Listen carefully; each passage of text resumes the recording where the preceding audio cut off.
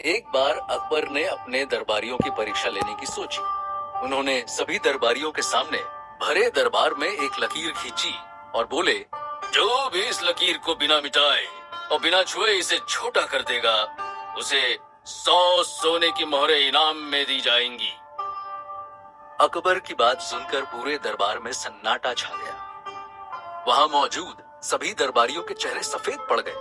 वे आपस में खुसर पुसर करने लगे और सोचने लगे कि बिना छुए उस लकीर को कैसे छोटा किया जा सकता है। काफी देर तक आपस में बातचीत करने के बाद उन दरबारियों में से एक दरबारी ने अकबर से कहा, महाराज, बिना छुए और मिटाए इस लकीर को छोटा करना मुश्किल ही नहीं, असंभव काम है। बाकी के सब दरबारियों ने उस दरबारी की हाँ में हाँ मिलाई। पूरे दरबार में शोर होने लगा। तभी अकबर ने सभी को शांत होने को कहा और फिर बीरबल से बोले, बीरबल, क्या तुम इस लकीर को छोटा कर सकते हो?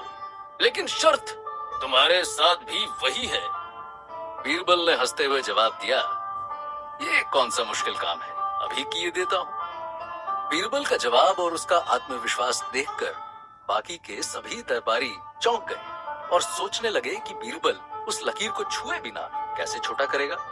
बीरबल अपनी जगह से उठकर जहां अकबर ने लकीर खींची थी वहां गया और उसके बाजू में उससे बड़ी लकीर खींच दी। फिर वो अकबर के पास आकर बोला, वो देखिए हुजूर, आपकी खींची हुई लकीर छोटी हो गई। अकबर बीरबल की चतुराई पर एक बार फिर से खुश हो गए और सभी दरबारियों से कहने लगे, जब हम अपनी तुलना अपने से ज्यादा योग्यता रखने वाले से करने लगते हैं तो हम खुद को छोटा समझने लगते हैं। हमें ऐसी सोच नहीं रखनी चाहिए और न ही अपनी तुलना किसी और से करनी चाहिए।